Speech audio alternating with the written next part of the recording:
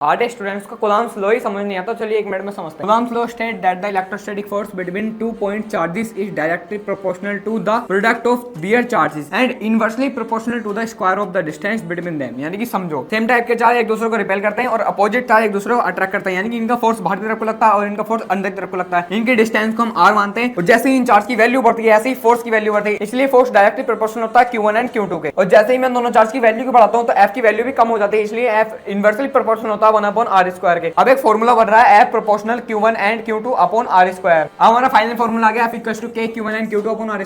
F यहां पर force है, Q1 एंड Q2 चार्जेस है और r है डिस्टेंस बिटवीन चार्जेस, K है कूलम्ब कांस्टेंट। कूलम्ब कांस्टेंट को हम खोलते हैं तो 1/4 पाई एप्सिलॉन नॉट आती है, जिसकी वैल्यू होती है 9 × 10⁹ न्यूटन मीटर पर कूलम्ब स्क्वायर। अब यहाँ पर एप्सिलॉन नॉट है जो परमिटिविटी ऑफ फ्री स्पेस, यानी कि मीडियम पर डिपेंड करता है। फ्री स्पेस का मतलब वैक्यूम है, वैक्यूम मतलब एयर। ये फिनोमिना एयर के अंदर अप्लाई हो रहा है, अगर ये वाटर के अंदर अप्लाई होता तो एप्सिलॉन नॉट की वैल्यू चेंज हो जाती। अब एक इंपॉर्टेंट पॉइंट याद रखो, डिस्टेंस अगर डबल है तो फोर्स 4 गुना कम हो जाएगा, आधा नहीं होगा 4 गुना कम हो जाएगा। अगर ज्यादा चार्ज है तो ज्यादा फोर्स है, ज्यादा डिस्टेंस है तो कम फोर्स है। इसी को हम कूलम्ब लॉ कहते हैं।